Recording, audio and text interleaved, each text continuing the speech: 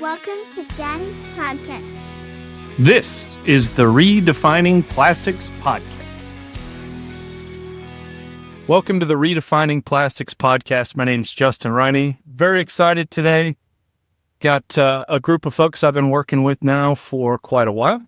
We've been working quite diligently to get a new trade group started, the Polystyrene Recycling Alliance. And today's the day, boys. Today's the day that we are going to launch.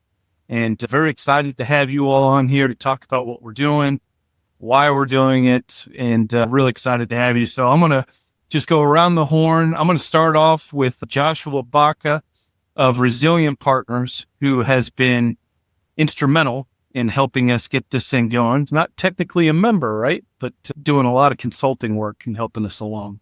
If you want to introduce yourself again, you're the first repeat guest in the history of Redefining Plastics. Well, we had a long conversation about the Global Plastics Treaty, so thank you for having me on again. Mm-hmm. I'm Joshua Baca. I've been helping the Polystyrene Recycling Alliance get up and off the ground running, and I'm very excited for the progress that we've made to date and the work that we have ahead of us to redefine and reposition the industry going forward. Great. And then Joe Grzyb. Joe Grzyb, really pleased to be here. I'm Joe Grzyb. I'm the Director of Sustainability for EFP Corporation. EFP Corporation is a major supplier of molded, expanded polystyrene components for transportation and for thermal transportation. And then our fearless leader, Richard Shaw. Hello, Richard Shaw. I'm the Sustainability Director for America's Styrenics, otherwise known as AmSty, a leading producer in the Americas of polystyrene and styrene. Yeah. And the executive director of our, I think that's the title, right? I get confused. So chair of the Polystyrene Recycling Alliance for the first year here. And we're excited about that. But I wanted to bring everybody together because it's launch day and we've put a lot of time, effort, resources into getting this thing up and running. But I want to give us a platform to talk about why we're doing it and all that good stuff. So I'm going to start with Joe. Joe, if you want to give us just a little breakdown on why EFP is joining and what you're hoping to gain out of being a member. Yeah, absolutely. Yeah, as I said, EFP is a major molder of expanded polystyrene components for transportation and for temperature-controlled shipments. The issue out there is that there's a lot of pressure on the EPS marketplace right now because of the perceived sustainability profile of EPS. My own personal journey, I've actually started a company that did natural fiber insulation, a company called NatureCool, and I came into the EPS marketplace as my company was purchased by EFP. Initially, I probably harbored some of those same issues about EPS. Now, it's hard to recycle, blah, blah, blah, blah. But as I got into it, and as I learned more, I found out that EPS is actually very recyclable. And the perception out there is, a lot of the perceptions are largely misconstrued. We need to get the word out there, and we also need to increase the access to recycling and also the actual rate of recycling of expanded polystyrene and polystyrene. No one company can do that by itself. And so EFP Corporation is very, very pleased to be part of the Polystyrene Recycling Alliance so that we can take the power of each of our individual companies and, all be pushing on the same side of the rock to increase recycling rates and get the story out there that it's an attractive material. It has phenomenal performance characteristics and that it should go forward as a preferred solution for a number of different applications. Yeah. And, we do a lot of work with EPSIA. I know you're a member there as well. Mm-hmm. And the numbers coming out of EPSIA for transport packaging specifically look great. And was it 31% is the number for recycle rate in the U.S.? Yeah. And I was talking to the head of the Norwegian and Denmark EPS associations. They're at 80%. Mm-hmm. And UNEP has already stated that EPS transport packaging is recycled at scale in many regions. So not a lot of people know that, right? Well, and there's some tremendous success stories out there. A number of the big box stores, and we'll just focus for a second on appliances. A number of the big box stores out there, the lion's share of refrigerators, stoves, dishwashers, washing machines, those get delivered by the big box store or their contractor. In many cases, a lot of cases actually, all of the materials, the transportation packaging is collected. In the case of EPS, brought in, densified to make transportation more economical, and then recycled, sent right back to the manufacturer of polystyrene bead to be repurposed and reused as recycled EPS. Yeah, and once you densify, you can get to a full truckload weight and volume, right? So Exactly. I think that the idea is everybody talks about how light EPS is, and that's why it's a problem. But yeah, if you can densify it, hub and spoke type system, it works really well. Not to hog the conversation here, but just to continue that point, the strength of EPS is the same thing as the recycling weakness of EPS, which is it does a phenomenal job at whatever it wants to do, either thermal protection or protection, against vibration and shock, et cetera. It does that job with a very small amount of material. It's only about 1 pound per cubic foot.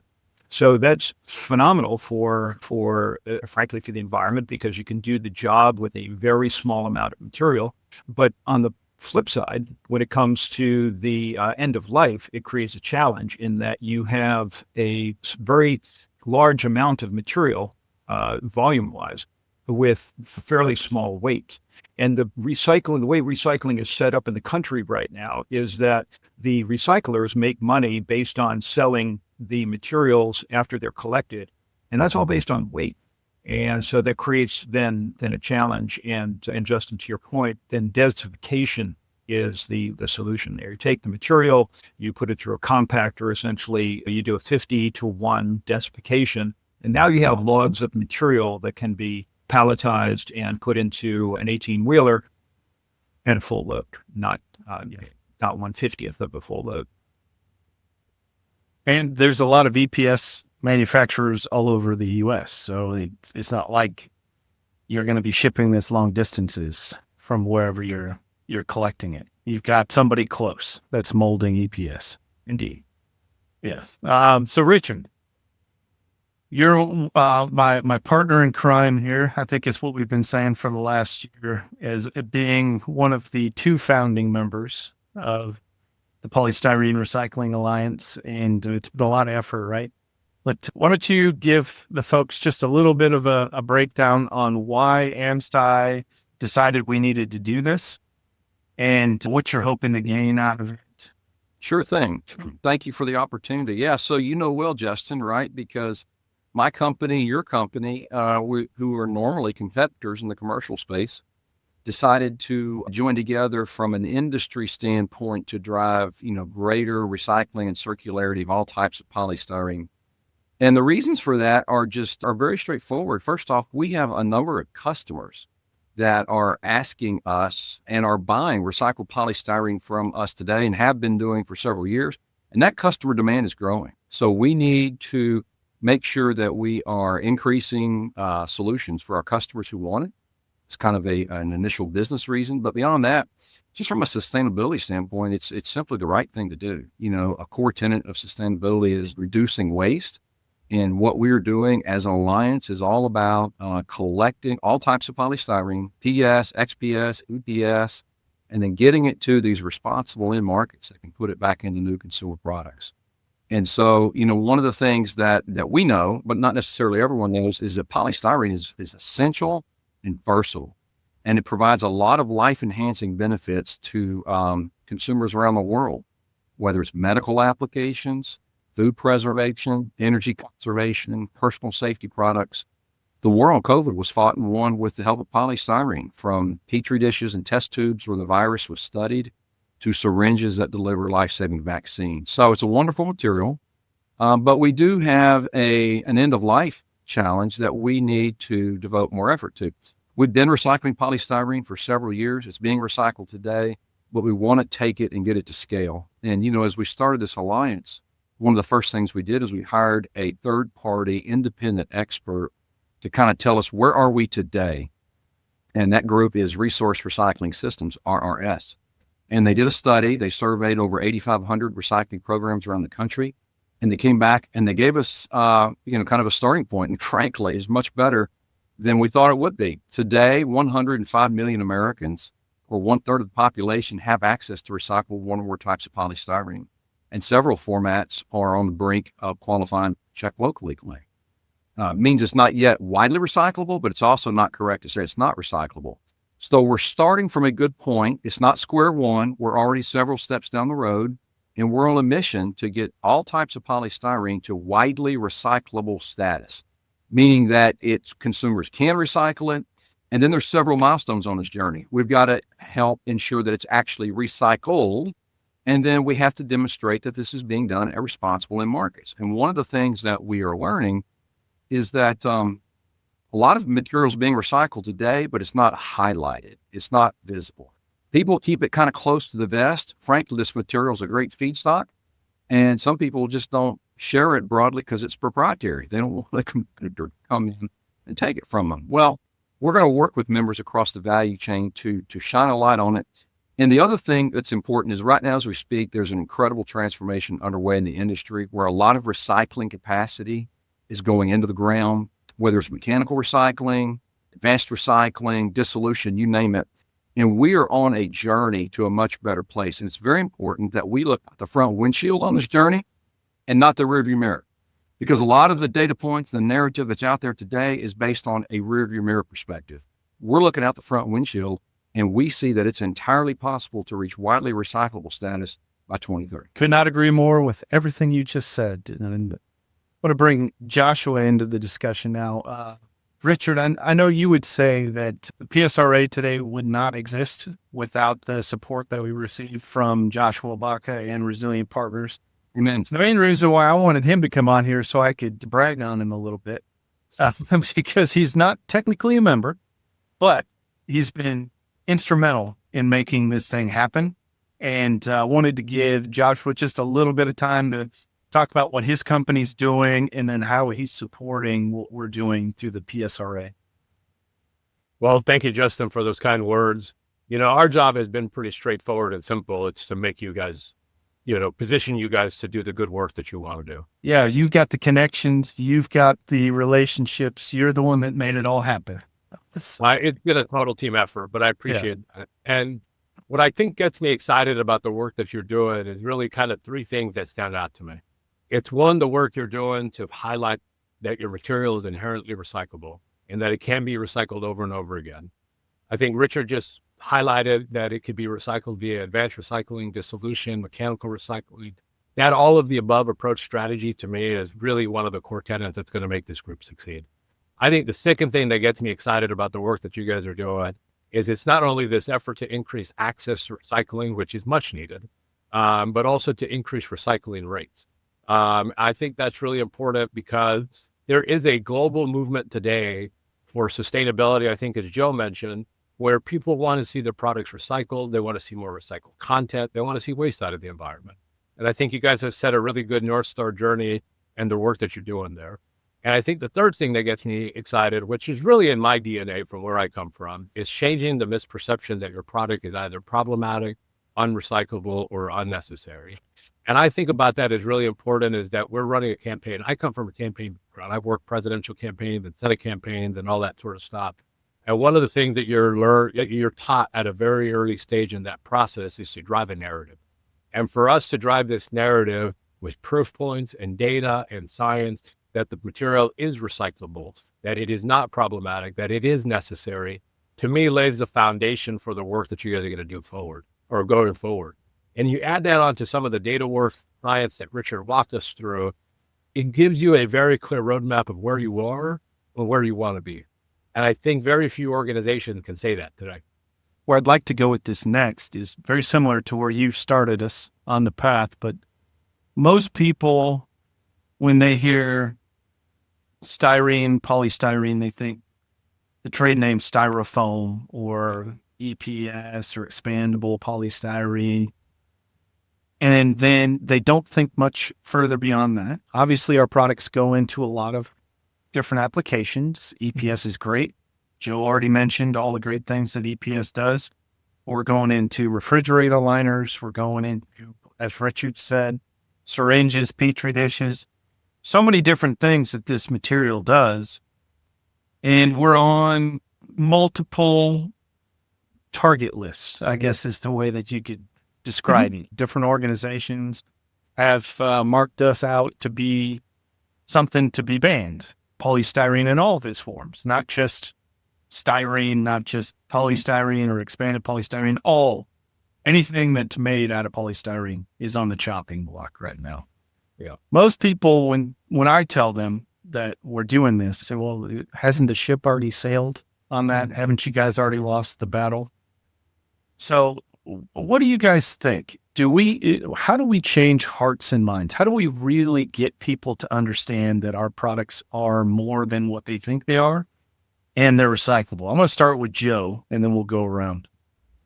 Yeah, I think you get the real story up there with real data with those applications that work really quite well. So I talked about transportation packaging earlier. If you're trying to move a refrigerator or a washing machine, the amount of material that you need to protect the goods using EPS, expandable polystyrene, is about 70% less than if you tried doing it with corrugate. That's a story not many people understand. And if you take those numbers and then you run an analysis on what the environmental impact is of the various packaging types, it turns out that in terms of CO2 greenhouse gas potential, the polystyrene is the better environmental choice. And we need to get that story out there. There are some folks who are pushing back. Actually, brand owners are pushing back. In 2023, March of 23, Electrolux, which is a very environmentally conscious company, put out a public statement that said that for large appliance transportation packaging, the EPS is the right environmental choice. We need to get more of those stories out there, those applications that are working well, and then build from that area of, hey, here's what the science is saying, here's what the real data is saying, how it works. Richard? Yeah, so I'll just build on that for a second. So as Joe pointed to, the United Nations Environmental Program, UNEP, has published information that highlights that EPS transport packaging is recycled at scale in certain countries and regions around the world. And he just gave the example of a recycling rate of 80%. I think it was in a Scandinavian country. So that demonstrates what's possible. And we have to come together as an alliance to help with the collection programs to help get recycling rates up to that level. And that's why I'm excited about this alliance, because we are going to make targeted investments both in infrastructure and education programs to drive greater polystyrene recycling.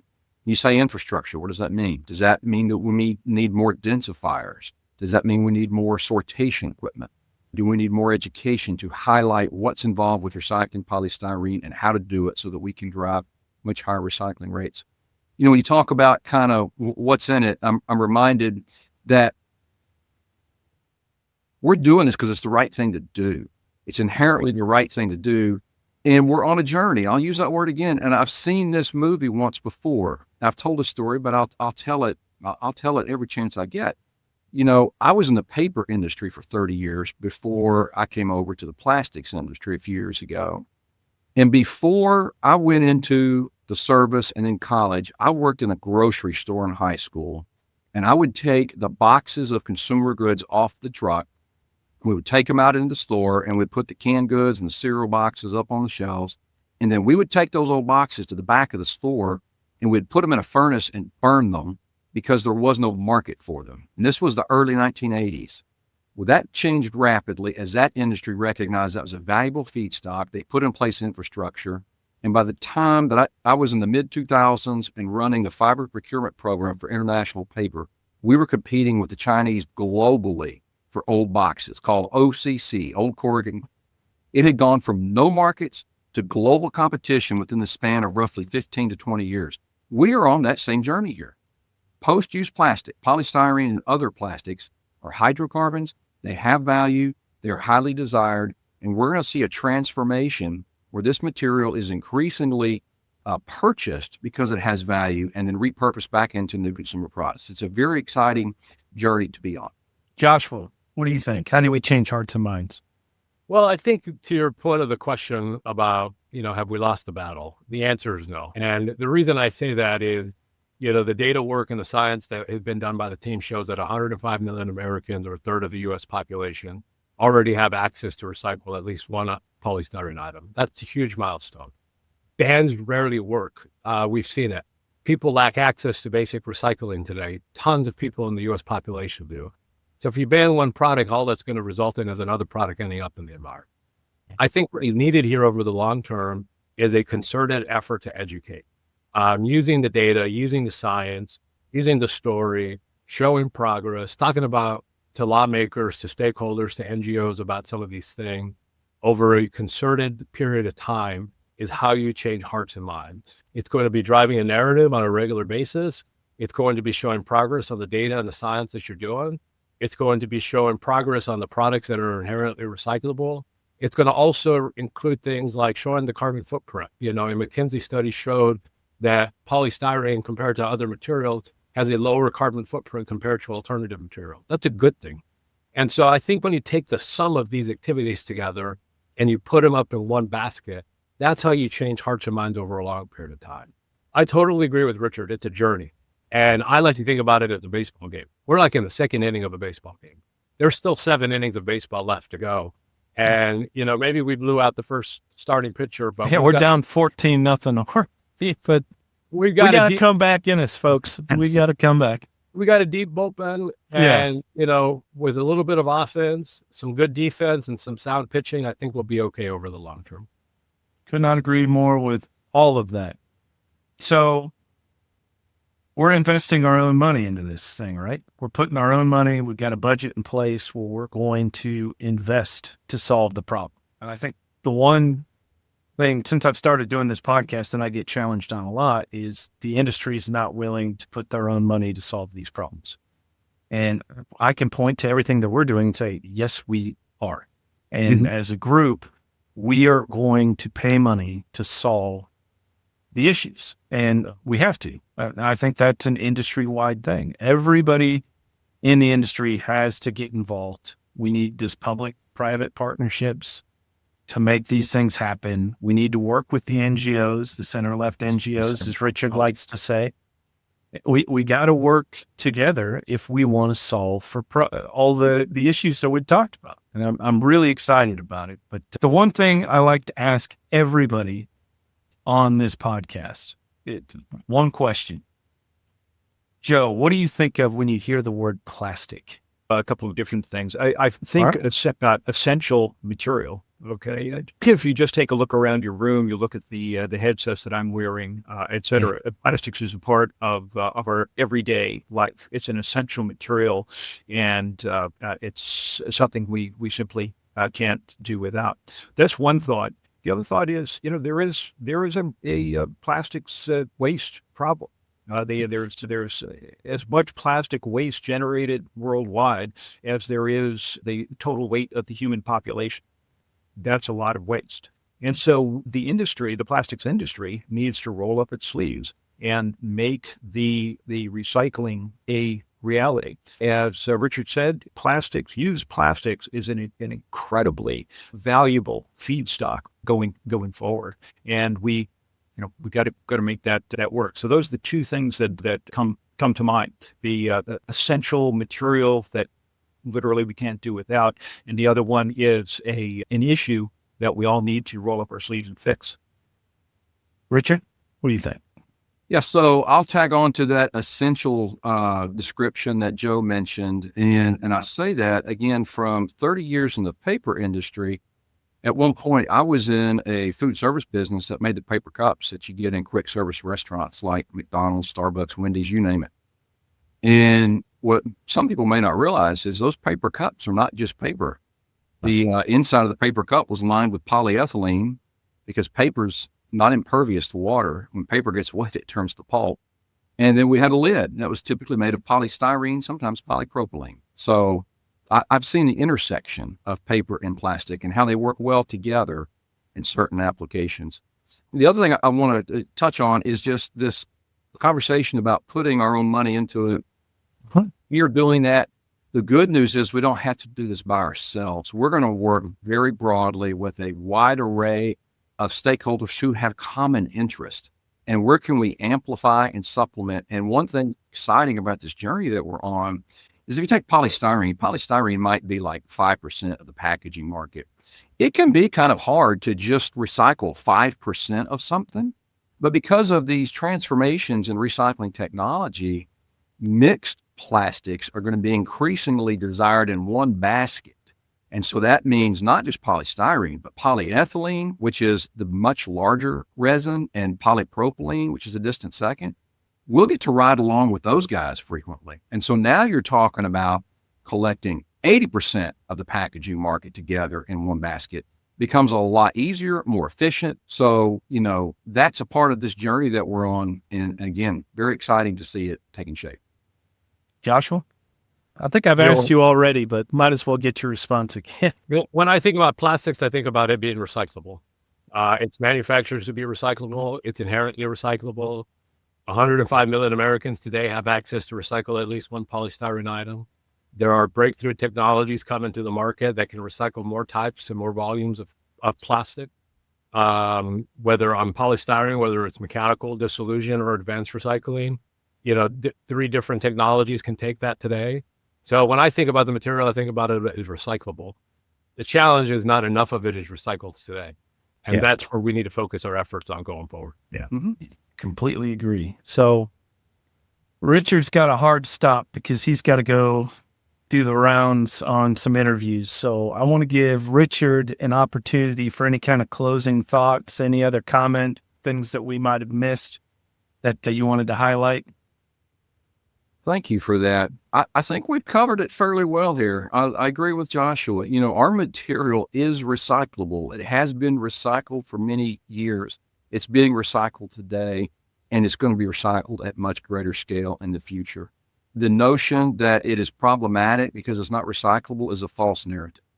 And we're going to work to demonstrate that through much greater recycling rates going forward. The notion that for whatever reason it's not fit for human consumption is also false. Polystyrene has been approved by the U.S. Food and Drug Administration for food contact applications for decades, as have other governments around the world. It is absolutely safe. So our challenge and our mission here with this alliance is to come together and do what none of us can do individually, but we can collectively, which is to drive much greater access to recycling, much greater recycling rates, and highlight, showcase, and develop responsible in markets. So Justin, thank you for the opportunity to join you here today. And I look forward to our journey here together, okay? Me as well. And thanks for joining. We're going to be seeing quite a bit of each other next however many years we're doing this together. So I'm really looking forward to it. Thank you all. Thank you, Josh. Joe, what do you think? Any other things you wanted to cover off today that we missed? Well, in just the kind of recycling, the idea of recycling and the profile of what a recycling infrastructure looks like. As I said earlier, I'm a DPS guy, so the collection and densification and then transportation to the site of where recycling is going to be taking place. That's where we really need to do the work. It's interesting, though, if you take a look from that point forward to get from the material showing up to the doorstep of the recycler to the consumer as new material, that process in EPS is really quite straightforward and quite clean. It's a mechanical process that really only requires heat and electricity to take the material, regrind it up, melted, clean up the melt, and then re-extrude polystyrene bead, which then turns into expanded polystyrene molded components. If you compare that to some of the other materials, say corrugate, which is one of the main targets for redesign of packaging into corrugate, paper recycling is a rather nasty process. It generates about 25% of the air pollution, about 60% of the water pollution as virgin paper. And pound for pound, there's no other commercial material out there that uses more water per pound of production than paper. So the getting that story out there as well, that there's a difference on the back end in the environmental profile of recycling polystyrene is really quite attractive relative to some other materials. I think that's an important part of the story that we need to get out there. Agreed there. Joshua, anything else from your perspective that we missed? I would just build a little bit upon what Joe mentioned, which is let's not forget the environmental impact story here when it comes from a climate perspective. I highlighted a little bit earlier, a McKinsey and Company study showed that all plastics, including polystyrene, have a lower carbon footprint compared to alternatives like paper, glass, metal. And, there's a movement here to also address climate and sustainability goals. So we should make sure that we don't lose sight of that narrative as well, too. From my perspective, the one thing I wanted to mention is if you are involved, anybody who's listening, if you're involved in the polystyrene industry in any way, shape, or form, and you are concerned about the future of polystyrene, come join us. We'd love to have more people join. We've got 13 founding members as of right now. We'd like to double that, triple that, quadruple that over the next couple of years because we need to make a bigger impact. The more people that we have join, the more impact we can have. So if you're interested or would just like to learn more, there's psrecycling.org is our website, or you can reach out to any one of us on this call. I'll have all of our contact information in the show notes. So if anybody wants to get in touch. But gentlemen, I'm really excited. A lot of hard work has gone into this. Polystyrene is, as we discussed, unfairly marginalized, and we are going to do our damnedest to make sure that changes. And I think with the energy and the expertise of this group that we have put together right now, we're really going to make a difference. And I'm really pumped about how this thing's going to shake out. But with all that said, this has been the Redefining Plastics podcast, part of Brave Media. My name is Justin Riney. Really appreciate Joshua, Richard, and Joe for joining today in the Polystyrene Recycling Alliance. And for those that are listening, thanks so much and have a great day.